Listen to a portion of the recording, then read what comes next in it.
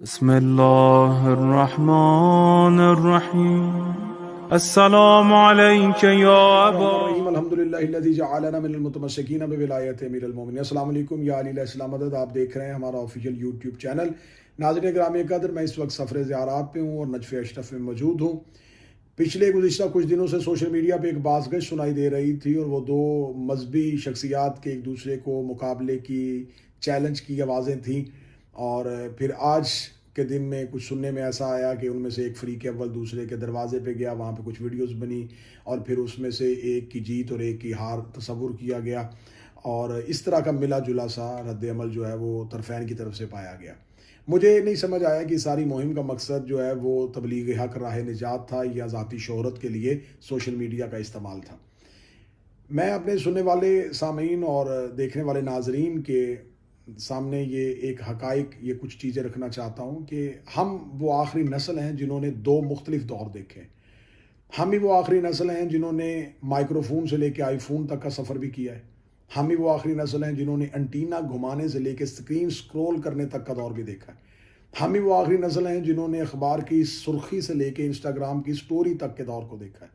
ہم ہی وہ آخری نسل ہیں جنہوں نے سلیٹ سے لے کے آئی پیڈ تک کا دور دیکھا ہے۔ ہم ہی وہ آخری نسل ہیں جنہوں نے احمد ندیم قاسمی سے چاہت فتح علی خان تک کی تنزلی کا دور بھی دیکھا ہے۔ ہم ہی وہ آخری نسل ہیں جو جنگ کو جیو بنتے ہوئے دیکھا ہے۔ ہم ہی وہ آخری نسل ہیں جنہوں نے گیٹ کے نیچے سے اخبار کی سرکتی ہوئی آواز سے لے کے ٹویٹر کے نوٹیفیکیشن کی ٹون تک کو سنا ہے۔ ہم ہی وہ نسل ہیں جنہوں نے ہمسائے کے گھر فون سننے سے لے کے زوم میٹنگ تک کے دور کو دیکھا ہے۔ ہم ہی وہ آخری نسل ہیں جنہوں نے یار، دوست، سجن، بیلی جیسے محبت والے الفاظ کو فالورز، ویورز، سبسکرائبرز اور گفٹرز کے ناموں میں تبدیل ہوتے ہوئے دیکھا۔ میں نے پچھلے چند سالوں میں اسی سوشل میڈیا کی وجہ سے ادیبوں اور دانشوروں اور شاعروں کو مریض بنتے ہوئے دیکھا اور ذہنی مریضوں کو مشہور ہوتے ہوئے دیکھا۔ میں نے اسی سوشل میڈیا پہ بہت سے اسکالرز کو گمنام ہوتے اور بہت سے بلاگرز کو اسکالرز بنتے ہوئے دیکھا ہے۔ یہ دور جرنلزم کا دور نہیں، یہ دور صحافتی اقدار کا دور نہیں، یہ یوٹیوبرز کا دور ہے۔ اس دور میں سوشل میڈیا اتنا عام ہو چکا ہے کہ ہر کوئی اس کے استعمال سے دنیا تسخیر کرنے کے چکر میں ہے اور اپنی ذات منوانے کے چکر میں ہے۔ مجھے نہیں سمجھ آ رہا کہ یہ ساری چیزیں جو ہیں یہ مذہبی اقدار کو مزید طاقت دے رہی ہیں یا ہمیں اخلاقی پستی کی طرف لے کے جا رہی ہیں۔ جو آج کے اس تعلق تھا اس مقابلے کے ساتھ، جس کا آج فائنل راؤنڈ تھا، اس کے لیے میں یہ کہنا چاہوں گا کہ میں ان دونوں شخصیات کو باقی مذہبی شخصیات سے ہٹ کے تھوڑا اس لیے دیکھتا ہوں کہ ان کی گفتگو میں اہل بیت علیہم السلام سے عزت اور احترام کا ایک تھوڑی سی مقدار جو ہے اس کی جھلک نظر آتی ہے، خصوصاً بنی امیہ کے کردار کے حوالے سے، حضرت ابو طالب علیہ السلام کے ایمان کے حوالے سے، مولا امیر المومنین کی ذات کے حوالے سے۔ جہاں تک تعلق مناظرہ کا ہے تو مناظرہ جو ہے اس کو اگر ہم اس کا معنی دیکھیں تو دو چیزوں کے درمیان نسبت کے بارے میں درست بات کو ثابت کرنے کے لیے فریقین کا ایک دوسرے کے ساتھ گفتگو کرنا، یہ مناظرہ کہلاتا ہے۔ اسی وزن میں مجادلہ بھی ہے، اور اس میں مقصد جو ہوتا ہے وہ حق پہنچانا نہیں ہوتا بلکہ دوسرے کو رسوا کرنا ہوتا ہے یا شہرت کی طلب۔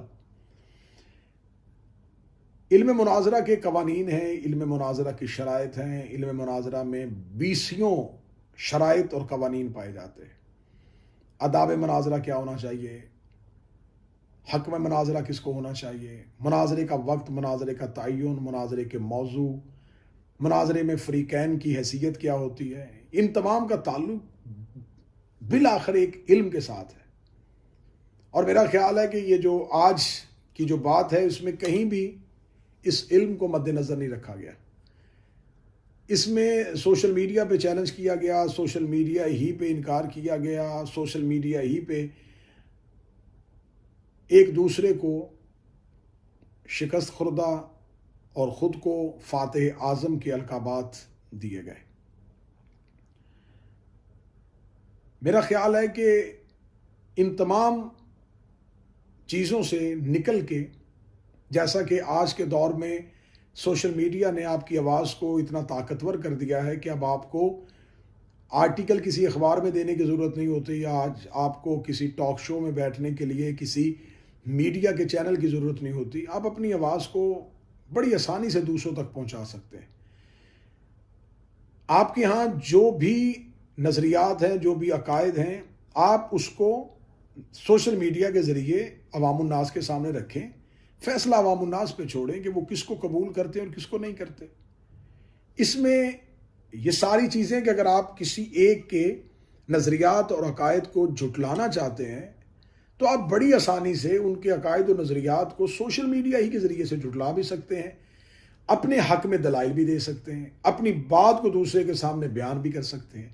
لیکن ان تمام چیزوں کے لیے ایسے رستوں کا تعین کرنا یہ عقل سے باہر ہے۔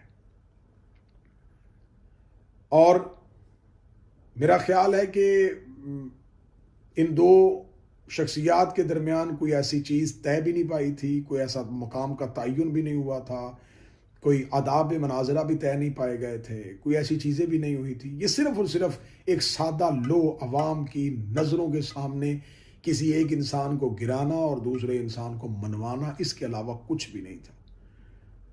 اس میں جو مرکزی کردار جو ایک یوٹیوبر، ایک اینکر جو اپنا ادا کر رہے تھے، جس کی آج ایک چھوٹی سی تصویری جھلک دیکھی، جو اپنے گلے میں فلسطین کا علامتی کپڑا لیے ہوئے ایسے جا رہے تھے جیسے وہ اسرائیل کو فتح کرنے کے لیے جا رہے ہیں۔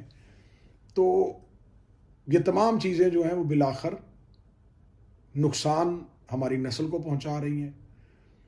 بہتر طریقہ کار یہ ہے کہ آپ کو کسی کے بھی عقائد و نظریات سے اختلاف ہے، آپ سوشل میڈیا پہ اس کی رد پیش کریں، اپنے عقائد و نظریات کے تحفظ کے لیے، اور اس پر دلائل دیں اور فیصلہ عوام الناس پہ چھوڑیں۔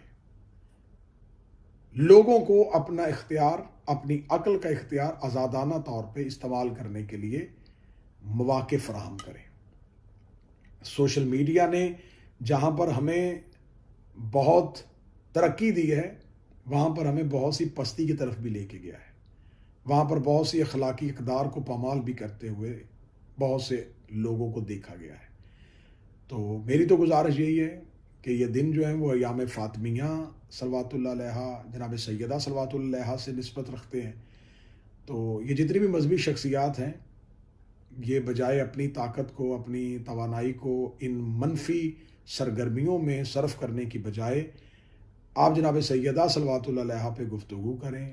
آپ اپنے عقائد و نظریات میں جناب سیدہ صلوات اللہ علیہا کی ذات کے بارے میں، ان پر ہوئے مظالم کے بارے میں کھل کے بات کریں، گفتگو کریں، تاکہ دنیا کو حق کی طرف لے کے جائیں، دنیا کو سچ کی طرف لے کے جائیں، نہ کہ اپنی شہرت، اپنی ذاتی حرص کی ایک طلب جو ہے اس کو مد نظر رکھتے ہوئے ہم اخلاقی طور پہ اتنی پستی کا شکار ہو جائیں کہ لوگ پھر ہماری مثالیں دیں۔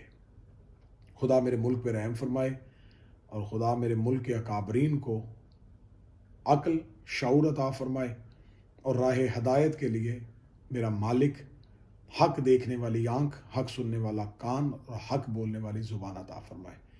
اپنی دعاؤں میں مجھ حقیر کو یاد رکھیے گا۔ السلام علیکم یا علیہ السلام۔